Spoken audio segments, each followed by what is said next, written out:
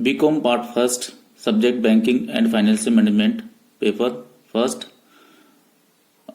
Economic environment in India. महत्वपूर्ण topic है औद्योगिक नीति, इंडस्ट्रियल पॉलिसी।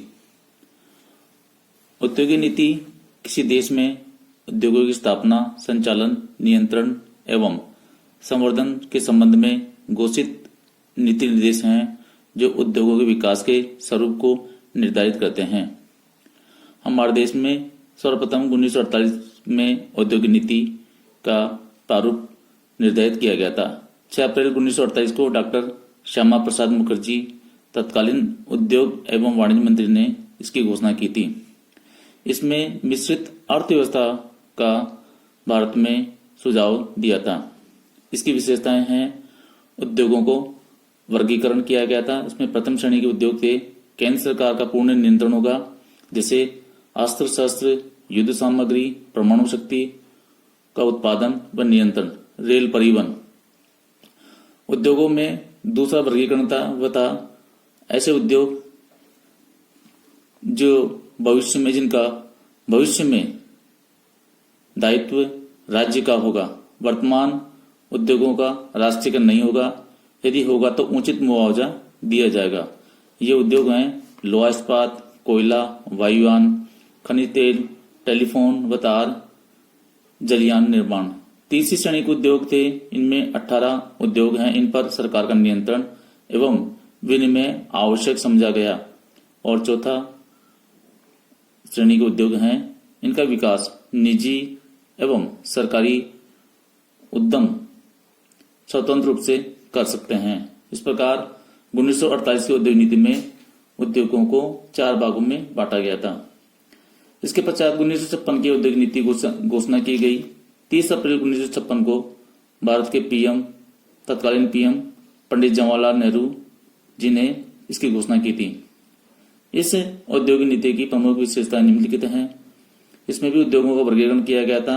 इसमें प्रथम श्रेणी के 17 उद्योग थे, इनके विकास का संपूर्ण दायित्व सरकार का निर्धारित किया गया था, जैसे अस्त्र शस्त्र, परमाणु शक्ति, लोहा इस्पात, भारी मशीनें, भारी बिजली का सामान, कोयला, खनिज तेल, खनिज, विमान, रेल परिवहन, टेलीफोन तार, रेडियो उपकरण, बिजली उत्पादन एवं वितरण। दूसरी श्रेणी के उद्योग, जिनकी संख्या 12 थी, राज्य का अधिकार बढ़ाने की बात कही गई थी तथा नए उद्यम राज्य द्वारा स्थापित ही किए जा सकेंगे।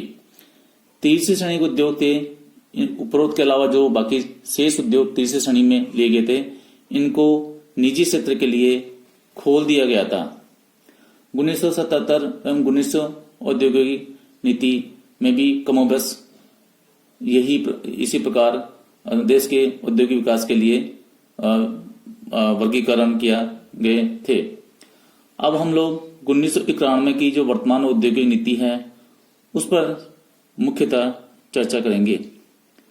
24 जुलाई 1991 में इसकी घोषणा की गई थी।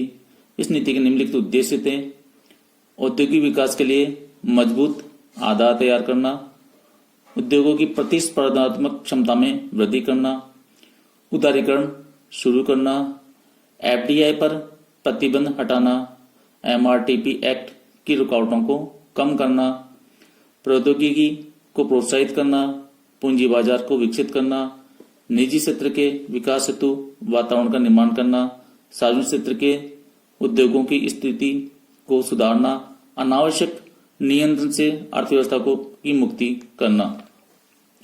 इस नीति की निम्नलिखित विशेषताएं हैं। पहला है सार्वजनिक क्षेत्र के लिए आरक्षित उद्योग।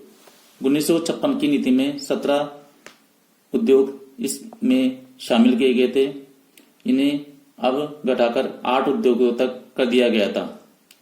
इनमें प्रमुख उद्योग हैं अस्त्र शस्त्र, सैन्य सामग्री, जंगी जहाज एवं पोत।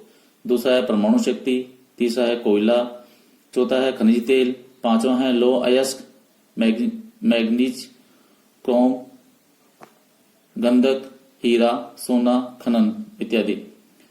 छठा है तांबा, जस्ता, सीसा, टिन। सातवां है परमाणु शक्ति की अनुसूची में दर्ज किए गए खनिज। और 8वां है रेल परिवहन। वर्तमान में मात्र 3 प्रकार के उद्योग ही पीयूसी के लिए आरक्षित रह गए हैं। ये हैं परमाणु ऊर्जा में दर्ज, खनिज तथा रेलवे परिवहन। इस नीति की दूसरी विशेषता है औद्योगिक लाइसेंस। निम्न 18 उद्योगों को छोड़कर निजी क्षेत्र को लाइसेंस से मुक्त कर दिया गया है। ये 18 उद्योग निम्नलिखित हैं: कोयला, पेट्रोलियम शोधन, शराब, चीनी, पशुओं की चर्बी, तेल, सिगार और तंबाकू, एब्स्टेस, प्लाईवुड, चमड़ा, फर की खाल, कार, कागज, अखबारी कागज, इलेक्ट्रॉनिक्स, वायुयान तथा रक्षा उपकरण, औद्योगिक विस्फोटक सामग्री, खतरनाक रसायन, औषधि निर्माण, मनोरंजन, श्वेत वस्तुएं, व्हाइट गुड्स जैसे रेफ्रिजरेटर, वॉशिंग मशीन, एसी इत्यादि। वर्तमान में केवल 5 उद्योग ही इसमें अब रह गए हैं।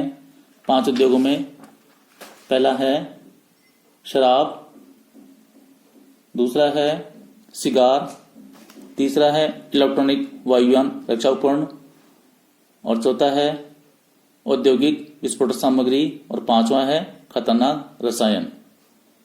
इसके अलावा इस औद्योगिक नीति की तीसरी विशेषता थी विदेशी विनियोग। जिन उद्योगों में भारी निवेश एवं उच्च तकनीकी आवश्यकता है उनमें 51% तक एफडीआई की स्वीकृति की बात कही गई थी। इसके अलावा विदेशी प्रौद्योगिकी को भी भारतीय उद्योगों में अपनाना निर्धारित किया गया था। प्राथमिकता प्राप्त उद्योगों का घरेलू विक्रय के 5% तक या निर्यात के 8% तक अथवा 1 करोड़ रुपए तक की एक मुश्त रकम की अदायगी के मामले में किसी प्रकार की पूर्व अनुमति की आवश्यकता नहीं होगी।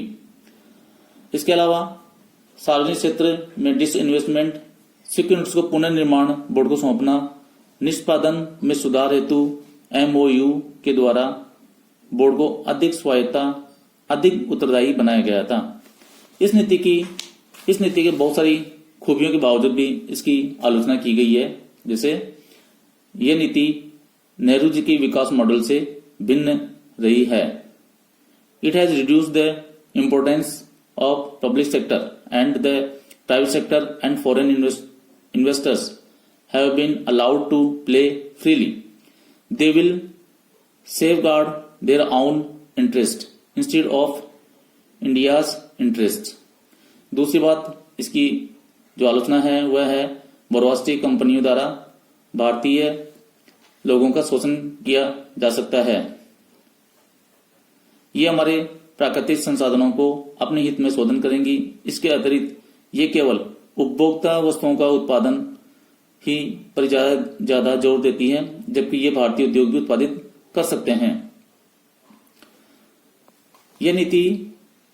इस नीति की एक आलोचना ये भी कही जाती है कि विश्व बैंक और आईएमएफ अंतर्राष्ट्रीय मौद्रिक फंड के द्वारा 1991 में वित्तीय संकट के हल के दबाव में हमारे पर थोपी गई है देश में। इसके अलावा इसकी एक आलोचना यह भी है कि बड़े एकाधिकार को लाभ होगा भारतीय एवं विदेशी।